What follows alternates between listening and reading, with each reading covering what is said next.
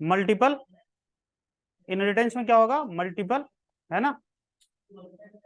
Parent class inheritance भी कहेंगे, मतलब एक चाइल्ड होगा और एक से ज्यादा उसके पेरेंट होंगे, ठीक है। जैसे सी है जो, है ना, चाइल्ड है, ए भी पेरेंट है और बी भी पेरेंट है। मान लिया ये हो गया फादर और ये हो गई मदर, ठीक है ना। तो ये उसका चाइल्ड आ गया, ठीक है। तो ये दोनों की प्रॉपर्टी को एक्सेस कर सकता है। तो अपन क्या करेंगे, दो क्लास ले लेंगे, क्लास ए क्लास बी, और क्लास सी जो है वो दोनों को इनहेरिट करेगा, कॉमा दे देंगे बीच में, क्लास सी इनहेरिट पब्लिक ए कॉमा पब्लिक बी। समझ में आ गई बात, है ना। प्रोग्राम कैसे बनाएंगे, सिंपल, क्लास ए ले लिया, जो भी यहाँ लिखना है लिख लो, क्लास बी ले लिया, जो भी लिखना है लिख लो, ठीक है। फिर क्लास सी, है ना, दोनों को इनहेरिट कर लिया, और यहाँ पे एक्सेस कर सकते हैं एफ को और बी को, ये ए का एफ और बी का एफ। सिर्फ एफ लिखोगे, है ना, तो एम्बिग्विटी आ जाएगा, क्या आ जाएगा, एम्बिग्विटी, कि किसका कॉल करें।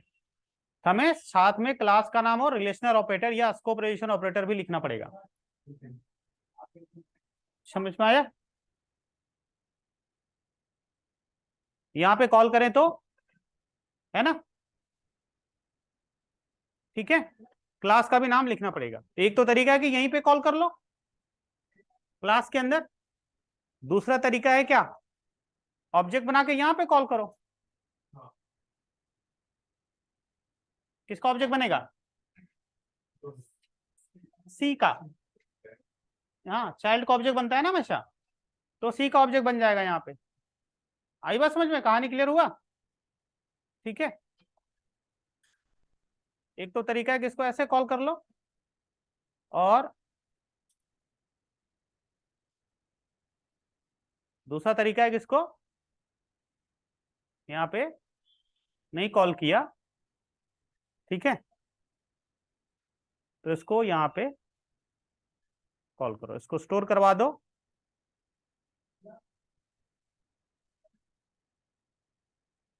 p इक्वल्स टू, ऑब्जेक्ट बन गया सी का p, ठीक है ना। ये लिखना जरूरी नहीं है, अब यहाँ पे लिख सकते हो इस तरह से, p डॉट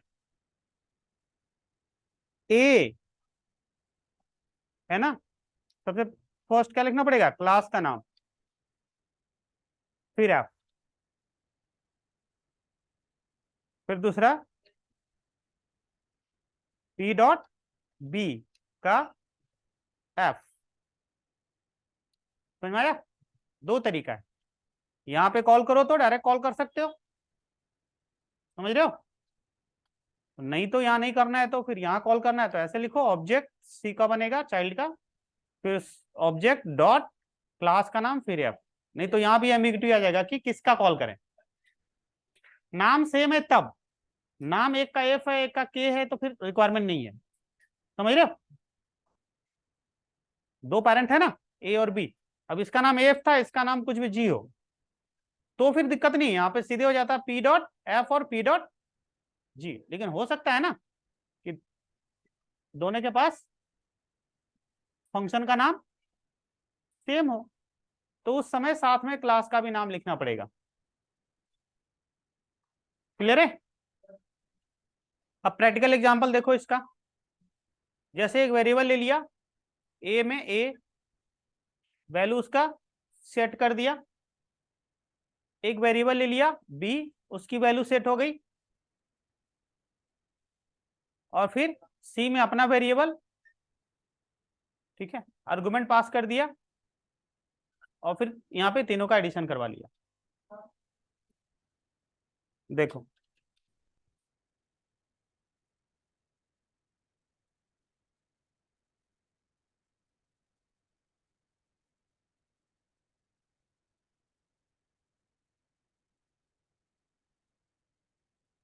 सबसे फर्स्ट एक क्लास ले लो, दो क्लास लेना है ना, क्लास ए और क्लास बी, क्लास जो इनहेरिट कर लेगा किसको, बताओ, पब्लिक ए कॉमा पब्लिक बी। ये हो गया सिंटैक्स। ठीक है, ऑब्जेक्ट किसका बनेगा, चाइल्ड का। ठीक है, ये स्ट्रक्चर समझ में आ गया। अब यहाँ पे मैसेज डिस्प्ले करवाते हैं, इसके लिए ले लेते हैं फंक्शन पब्लिक वॉइड। ठीक है, इसका नाम दे देते हैं एफ। ठीक है, सी आउट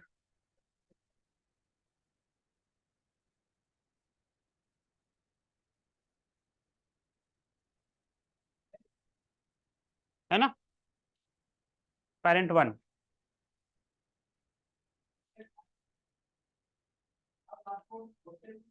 यहाँ पे ले लेते हैं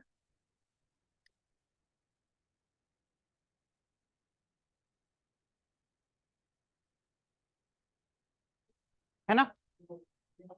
ठीक है, पेरेंट 2।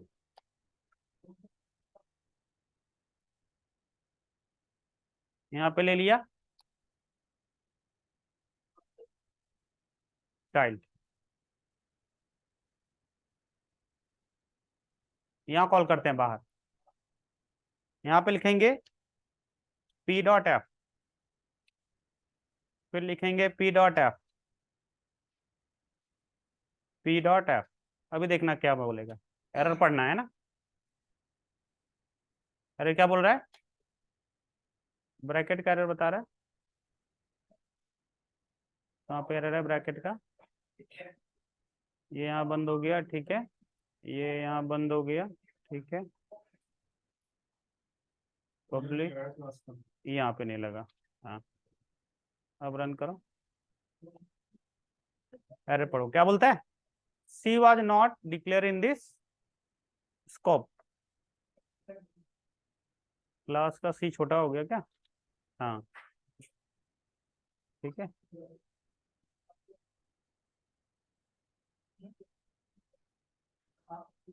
ओहो,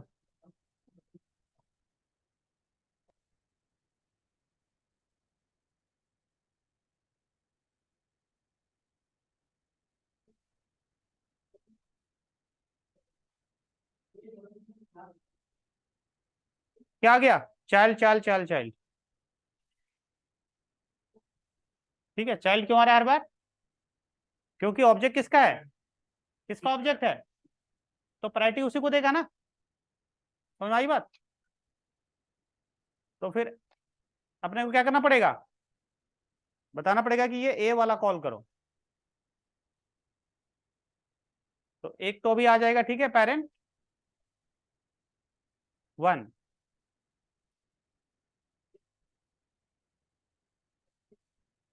क्या नाटक,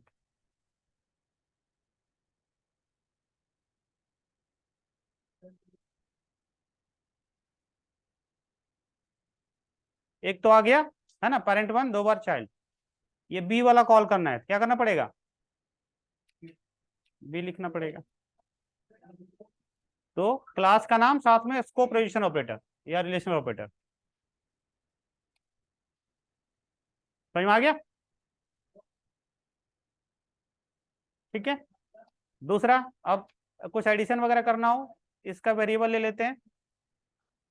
अब ये हमें चाइल्ड में एक्सेस करना है तो क्या लेना पड़ता है, प्रोटेक्टेड।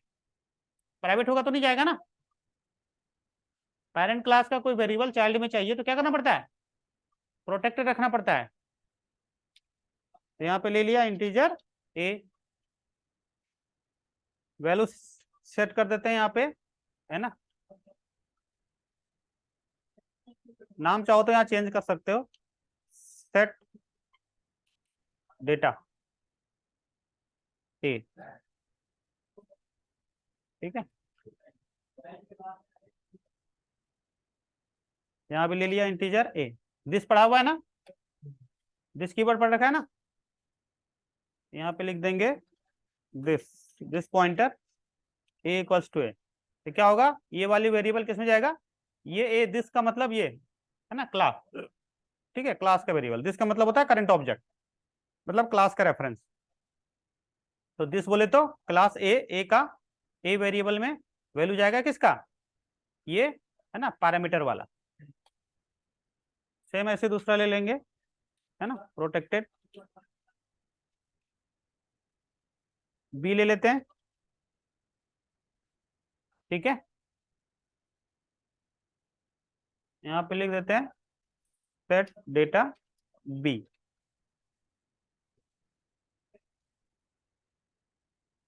यहाँ पे ले लिया बी,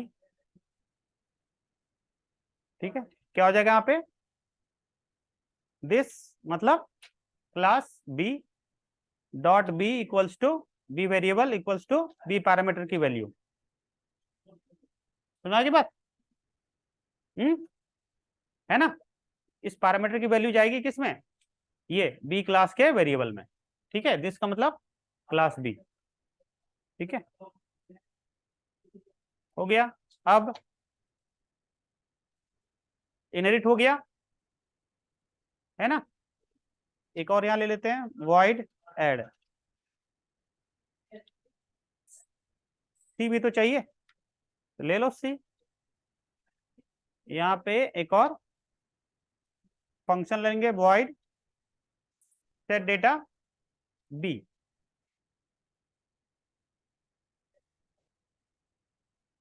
इंटीजर, हाँ सी होगा ना, सी, ठीक है। क्या लिखेंगे यहाँ पे, दिस मतलब क्लास सी, है ना, क्लास सी का सी वेरिएबल में वैल्यू आ जाएगा ये सी पैरामीटर वाला, ठीक है। दिस का मतलब क्लास सी, ये सी का मतलब ये क्लास सी का वेरिएबल इक्वल्स टू में वैल्यू आ जाएगा किसका, ये पैरामीटर सी वाला वैल्यू, ठीक है। यहाँ तक एडिशन करना हो तो यहाँ पे लिख दो, एक वेरिएबल और ले लो यहाँ पे डी, और यहाँ पे लिख देंगे D equals to A plus B plus C. अब देखो ए और बी आ सकता है ना, यहाँ पे ए और बी आ सकता है कि नहीं आ सकता है, क्लास ए का ए आ जाएगा ना, इनहेरिट हो गया है तो, और प्रोटेक्टेड एरिया में है ना, और क्लास बी का बी आ जाएगा, ठीक है। हाँ एडिशन हो जाएगा, फिर यहाँ डिस्प्ले हो जाएगा। आज मेरे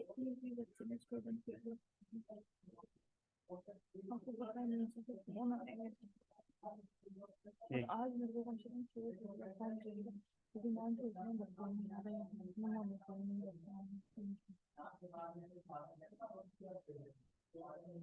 यहाँ पे क्या लिखेंगे, पी डॉट सेट ए,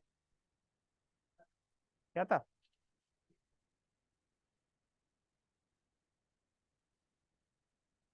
वैल्यू भेज दिया,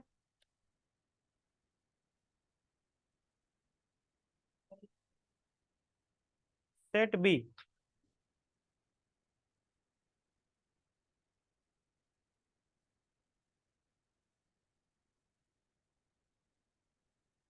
सेट सी,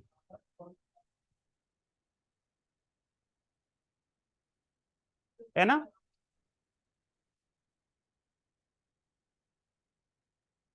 और पी डॉट एड, हो गया। और क्या था, इसका नाम देते हैं रिजल्ट, है ना, पी डॉट रेज, रन करो, ठीक है। क्या हो गया, दो ब्रैकेट हो गया,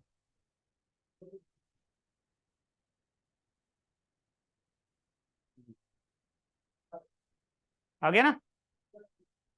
3 क्यों आ रहा है, 8 6 14 3 17, ओके आर प्रिंट होगा ना।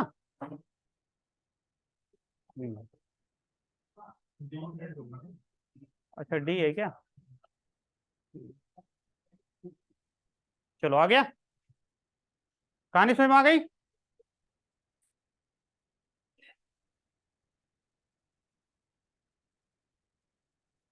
असाइनमेंट सुनो, अभी असाइनमेंट क्या करना है?